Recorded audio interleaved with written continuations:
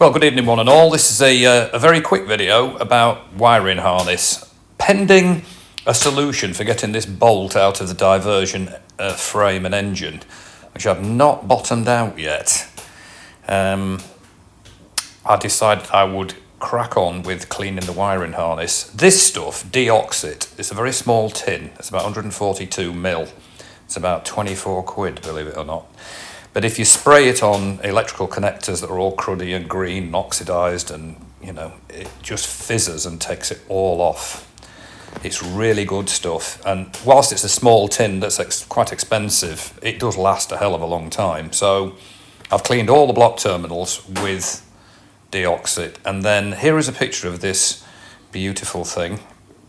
That is the wiring harness off the bike, obviously, and a lot of the original insulating tape, which is just normal black insulating tape, goes all gooey and manky and just generally horrible and coming off and so on. So I thought, well, while I've got the wiring harness off and I'm working on a solution for this bolt, and thank you to everybody that's come up with helpful suggestions with it, I do think I have a solution which I'll put in a subsequent video.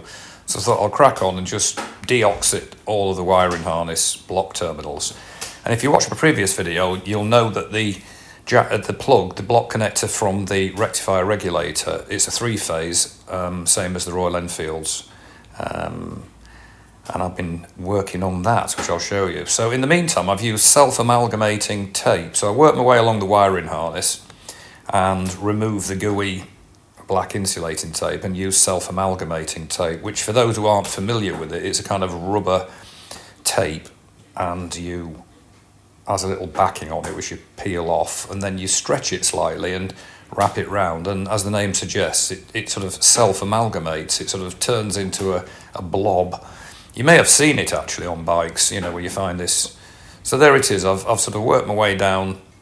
Some of the bits with PVC sheathing on, which is in good condition, I've just left and not taken that off, and worked my way down the entire wiring harness. Now this is the three-phase wires that connected to the rectifier regulator. This has happened on Royal Enfields as well. In fact, it's happened on lots of bikes that I've known. When they get dirty, they get hot. Then they get hot, it anneals the copper. The copper gets more resistant to electricity because it's dirty and annealed, and then it gets hot. So you can see what it's done to the original plug. Now, I was struggling with this, I thought, because the rectifier regulator on the Yamaha, unlike the Royal Enfield GT and the Interceptor, does not have a plug. It doesn't have a wires with a plug on it. This block there plugs straight into the rectifier regulator, and I thought, I'm never going to get one of these because the bike is 30 years old, and where do you get it? And I trawled through eBay and all sorts. No. Anyway, I mentioned it to the erudite Paul Messenger, who put me in touch with a company called KoJCat, and there's a link in the video description. They have all of these plugs. This is the new one. They have all the plugs for Japanese bikes, your classic bikes. And this one was listed on their website as often used in Japanese rectifier regulators. Well, how correct they were. So I photographed the old one, so I got the connections right.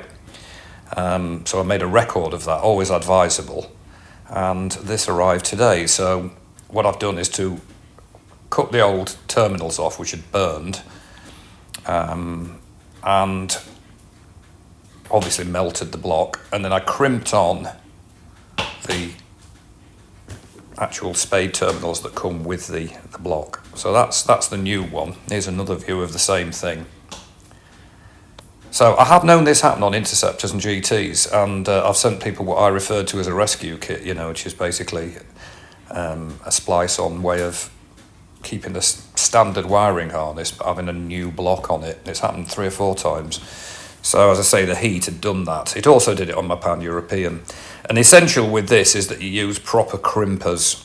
You don't solder wires, so that is a proper wire crimper, which I use to make the extension cables for the relocation kits for the rectifier regulator. So I crimped on the new terminals, and it fits into the actual rectifier regulator unit perfectly. So that's another shout out to you, Paul. He is Mr. Electrical. He knows about all of this stuff, and I would never have found it. There is a link in the description to this amazing place with all these blocks, and there it is, plugged into the rectifier regulator. Oh joy. So there we have it. That's just a little update on the electrical side of things. I'm hoping that I don't put the bike back together and find it never runs again.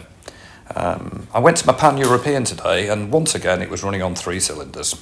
Same cylinder not firing, and of course I catastrophised and thought this is going to be everything, you know, it's going to be the carb, it's going to be this, it's going to be that. I'll tell you what it was iridium spark plugs. I shall never use them again. I fitted them to the Royal Enfield, they're going to get taken out. I removed 4 today from the Honda, and the central electrode, which on an iridium plug is very fine, it looked to me like they'd actually begun to melt, and there was a hell of a gap on one of them, and so I ended up going to Halfords, paying £7 a plug. They're on eBay from sellers, 40 to 50 quid for 4 of them. Halfords have got the same plug for £7 each, so it pays to shop around. So fortunately, the Pan-European is now up and running, so I'm still, you know, I've still got that to ride around on in this cold weather. So there it is, just a brief update and a thank you again to Paul for his Wikipedia-like knowledge of motorbike electrics. So there it is, that we're ready to fit back on the bike once I get the engine sorted out. And I'll post again very soon, so in the meantime, take care, don't get too cold, and I'll post again. Bye.